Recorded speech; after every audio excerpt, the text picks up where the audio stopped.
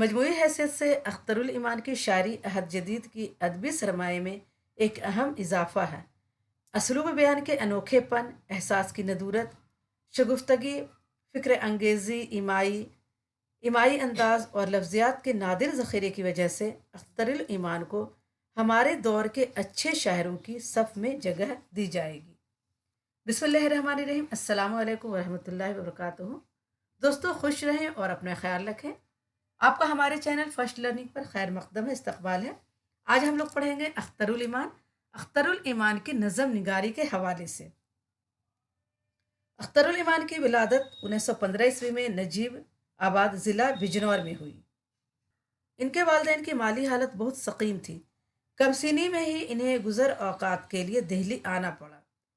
यहाँ एक यतीम खाने में दाखिल हो गए और एक अरसे तक कसम परसी की ज़िंदगी गुजारते रहें।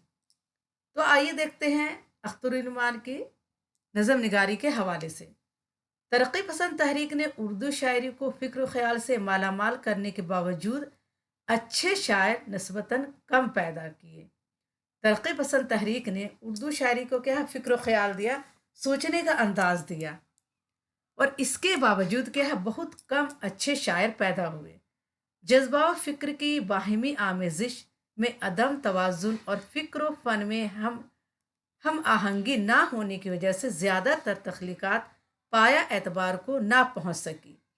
जज्बा व फ़िक्र की बाहिमी आमेजिश, जो इंसान के सोचने का अंदाज था, जो उसका जज्बा था, बाहमी नहीं आपस, और आमेजिश यानी मिलना, इसमें क्या आपस में मेल नहीं हो रहा था। अदम तवाज़ुन, जो तवाज़न था, जो बराबरी का हिस्सा था, वो क्या है बराबर नहीं हो रहा था। और फ़िक्र फ़न यानी इंसान का जो फ़िक्र था और फ़न था, फ़िक्र का अलग जा रहा था और फ़न जो लिखने का अंदाज था, जो तरीक़ा था, वो अलग हो रहा था। में हम आहंगी ना होने की वजह से ये सब क्या है, हम आहंगी ना होने की वजह से यानी ये एक दूसरे से क्या है मेल नहीं खा रहे थे, इसमें एक दूसरे में मेल मिलाप नहीं हो रहा था। तो हम आहंगी ना होने की वजह से ज़्यादातर तख्लीक़ात पाया एतबार को ना पहुँच सकी।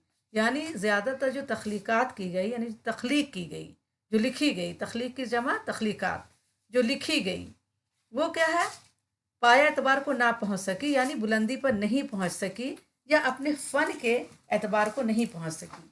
और सतही जज्बातियत और फ़नी नापुख्तगी की वजह से प्रोपगंडा और नाराबाजी ज़्यादा हैसियत ना हासिल कर सके। और क्या सतही जज्बातियत यानी इंसान क्या है नीचे गिर गया, उसके जो जज्बात थे वो बहुत सतही थे।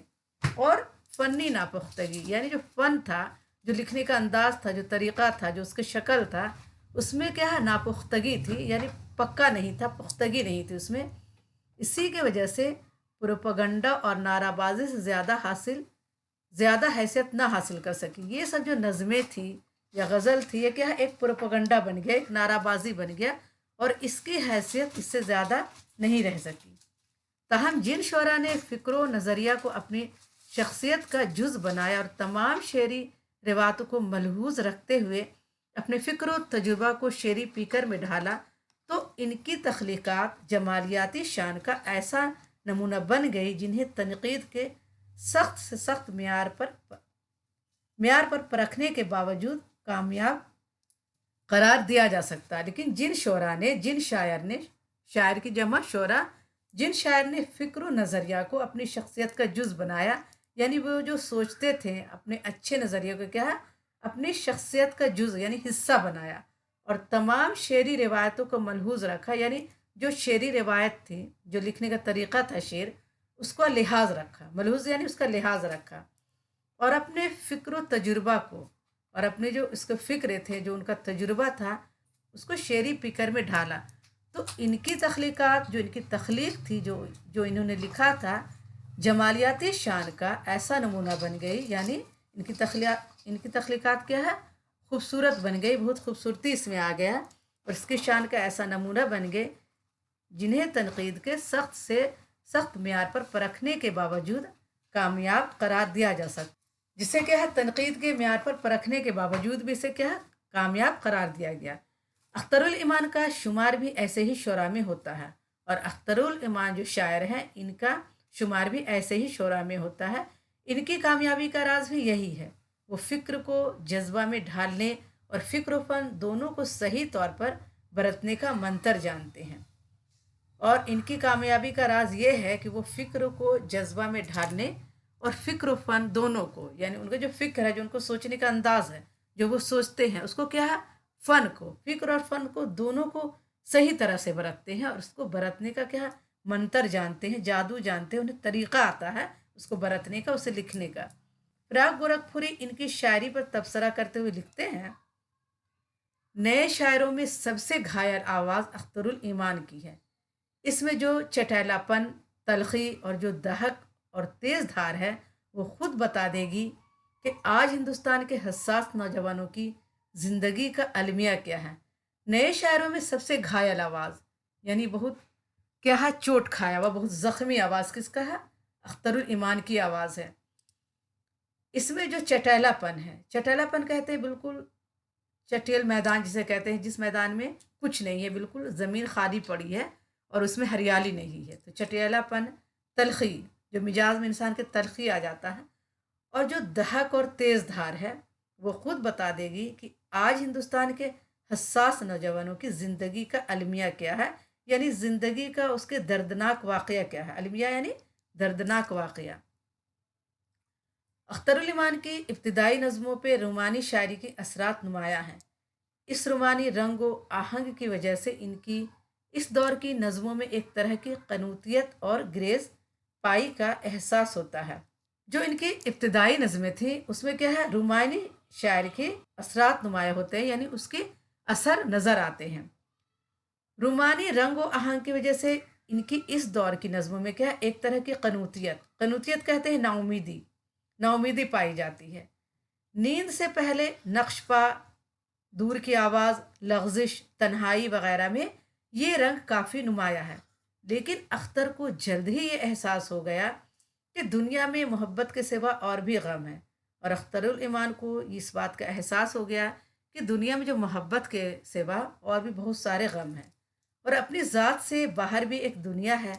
चुनांचा वो अपनी ज़ात के खोल से बाहर आकर अपने अहद के उभरते हुए तकाज़ों को समझने और असरी ज़िंदगी के मसाइल को अपनी शायरी में समोने की तरफ मुतवज्जा हुए।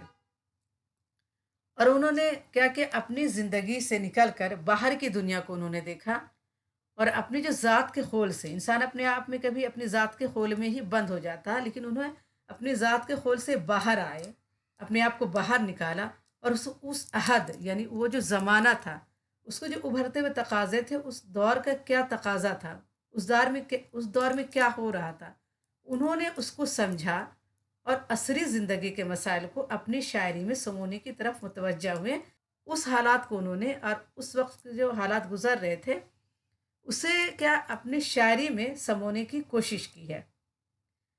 लेकिन इस नए तर्ज को अपनाने के बावजूद अख्तरुल इमान ने अपनी शायरी को ना तो नून मीम राशिद और मीरा जी की तरह जिनसी घुटन से मलूस होने दिया और ना ही दूसरे तरक्की पसंद शुरा की तरह सतही जज्बातियत के इजहार का जरिया बनाया।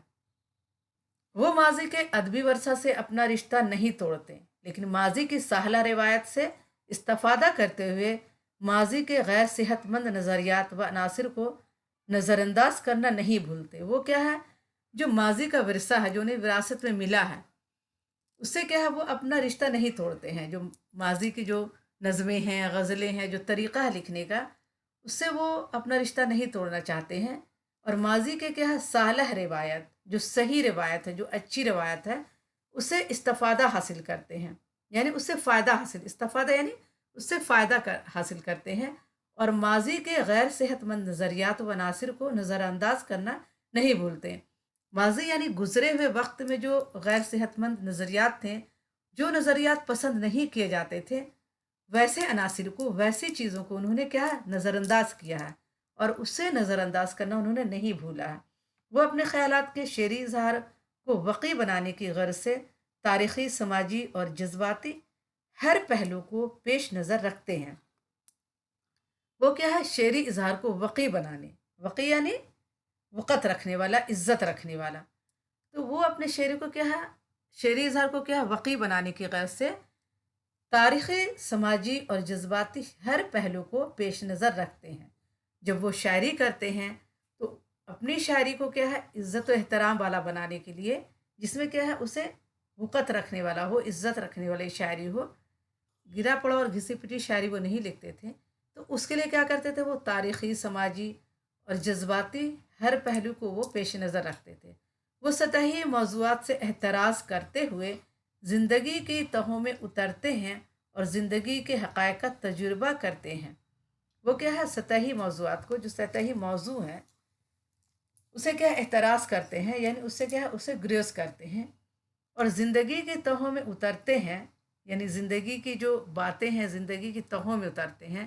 زندگی میں جو بھی پریشانیاں آ رہی ہیں یا زندگی میں جو بھی ان کے اچھی یا خراب باتیں، ان کی تہوں میں اترتے ہیں اور زندگی کے حقائق کا تجزیہ کرتے ہیں، جس کی وجہ سے ان کی نظموں میں تفکر کا عناصر خاصا نمایاں نظر آتا ہے، اور زندگی کی جو حقیقت ہے اس کا تجزیہ کرتے ہیں، اس پر سوچتے ہیں، اس پر تبصرہ کرتے ہیں، اور ان کی نظموں میں کیا تفکر یعنی سوچ کا عنصر کیا ہے، خاصا نمایاں نظر آتا ہے۔ یہی وجہ ہے کہ ان کی سیاسی و سماجی نظمیں بصیرت اور تہداری کی خصوصیات سے مالا مال ہیں۔ اختر الایمان تلخ سماجی حقائق کے بیان میں جارحانہ انداز اختیار کرنے کے بجائے نرم اور متوازن لب و لہجہ میں اپنی بات کہتے ہیں، اور اختر الایمان کا تلخ سماجی حقائق، جو سماجی کی حقیقت ہے، جو تلخ ہے، جو بہت کیا ہے دل کو لگنے والی ہے، اس کے بیان میں جارحانہ انداز اختیار کرنے کے بجائے کیا نرم اور متوازن لب و لہجہ میں اپنی بات کہتے ہیں۔ اپنی بات کیا ہے، وہ نرم لہجہ میں کہتے ہیں، متوازن یعنی توازن رکھنے والا، جو برابری ہو، جو زیادہ کیا ہے تلخ بھی نہیں ہو اور زیادہ نرمیت بھی نہیں آئے۔ لب و لہجہ میں اپنی بات کہتے ہیں اور بغاوت پہ اکسانے کے بجائے مایوس نہ ہونے کی تلقین کرتے ہیں، اور کیا ہے اپنی نظم کے ذریعہ، اپنی غزل کے ذریعہ لوگوں کو بغاوت پر نہیں اتارتے ہیں، بغاوت کی تلقین نہیں کرتے ہیں، بلکہ کیا کرتے ہیں، مایوس نہ ہونے کی تلقین کرتے ہیں، کہتے ہیں کہ امید رکھیے۔ ان کے اس نرم اور متوازن لب و لہجہ نے ان کی شاعری میں بڑی اثر آفرینی پیدا کی ہے، اور ان کا جو نرم اور متوازن لب و لہجہ ہے، ان کی شاعری میں کیا بڑی اثر آفرینی، یعنی ان کے اندر ان کی شاعری میں بڑی اثر ہے، جادو والی اثر ہے، اس سے کیا ہے اثر آفرینی پیدا کر دیا۔ خاص طور سے ان نظموں کے وہ حصے زیادہ تر متاثر کرتے ہیں جہاں متضاد جذبات و کیفیات کے اظہار نے ڈرامائی ڈرامائی انداز اختیار کر لیا ہے۔ یہ نظمیں اپنی شریعت، جوش اور خلوص کی وجہ سے کافی متاثر کرتی ہیں۔ آزادی کے بعد پیمبر گل اور سوالیہ نشان، اس لحاظ سے ان کی کامیاب ترین نظمیں ہیں۔ ڈاکٹر خلیل ال ڈاکٹر خلیل الرحمن اعظمی اختر الایمان کی ایسی ہی کامیاب نظموں کو پیش نظر رکھتے ہوئے ان کی شاعری پر ان کے الفاظ میں تبصرہ کرتے ہیں، اور ڈاکٹر خلیل الرحمن اعظمی اختر الایمان کی شاعری پہ کیا کہتے ہیں اور ان کی شاعری پر ان کے ہی الفاظ میں تبصرہ کرتے ہیں۔ سماج کے تلخ حقائق نے انہیں میرا جی یا راشد کی طرح نہ تو فرار اور قلبیت کی طرف مائل کیا، نہ جنس کے نہا خانوں کا اسیر کیا۔ ان کے یہاں یاس و امید، اندھیرا اور اجالا، نیکی و بدی، انسانیت و حیوانیت کی ایک کشمکش اور مستقل پیکار ملتی ہے۔ پیکار یعنی پیکر یعنی تصویر ملتی ہے، جس نے ان کی نظموں کو ایک ڈرامائی لب و لہجہ اور اسلوب دیا ہے، اور جس کی وجہ سے ان کی نظموں میں کیا ہے ایک ڈرامائی لب و لہجہ اور اسلوب دیا ہے، جس میں بیک وقت گہرائی، نرمی اور مانوسیت ہے۔ فنی اعتبار سے بھی اختر الایمان کی نظمیں پوری طرح کامیاب ہیں۔ یہ نظمیں ارتقاء کے مختلف مدارج سے گزرتی ہوئی پایہ تکمیل کو پہنچتی ہیں۔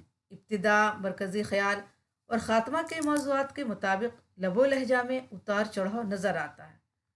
موضوع اور ماحول کے اعتبار سے ہم آہنگ الفاظ استعمال کرتے ہیں۔ ان کا لہجہ نرم ہوتا ہے اور بڑے دھیمے لہجے میں دل کی آگ باہر انڈیلنے کی کوشش کرتے ہیں۔ فنی اعتبار سے کیا ہے، اختر الایمان کی نظمیں پوری طرح کامیاب ہیں، اور یہ نظمیں ارتقاء کے مختلف مدارج، ارتقاء یعنی ترقی کے مختلف مدارج سے گزرتی ہوئی پایہ تکمیل کو پہنچتی ہیں۔ ابتدا، مرکزی خیال اور خاتمہ کے موضوعات کے مطابق لب و لہجہ میں اتار چڑھاؤ نظر آتا ہے۔ ابتدا میں کیا ہو، مرکزی خیال میں کیا ہو اور خاتمہ میں کیا ہو، तो ये सब बातों में इनका जो है लबो लहजा में उतार चढ़ाव नज़र आता है।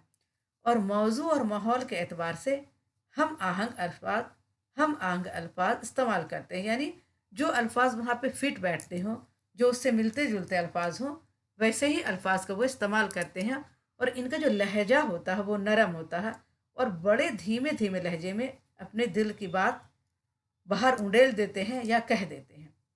अख्तरुल ईमान ने अपनी नज़मों को मुयस्सर बनाने के लिए अलामत निगारी के लतीफ़ शायराना इस्तेमाल का सहारा लिया है।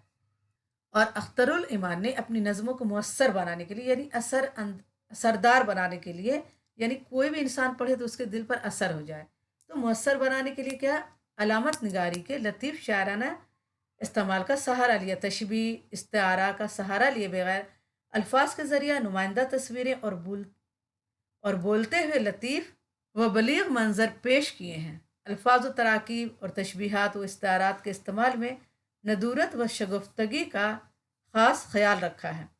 फरसुदा और पिटे पटाए अल्फाज के बजाय फ़ारसी, अरबी और हिंदी ज़बान के ऐसे अल्फाज इस्तेमाल किए जो नज़म के मौजू से पूरी तरह हम आहंग थे। फ़िक्र फ़न की इन्हीं खूबियों की वजह से फैज़ के बाद अख्तरुल ईमान ही की शायरी को सबसे ज़्यादा कबूल आम हासिल हुआ।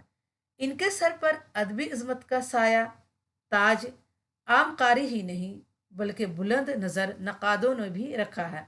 और इनकी शायरी क्या है, सबसे ज़्यादा मकबूल है फैज़ अहमद फैज़ के बाद। और इनके सर पर अदबी अज़मत का जो ताज है आम कारी ही नहीं बल्कि बुलंद नज़र नक़ादों ने भी रखा है। चुनांचे डॉक्टर मोहम्मद हसन इनकी शायरी के बारे में अपने असरात का इजहार इन अल्फाज में करते हैं।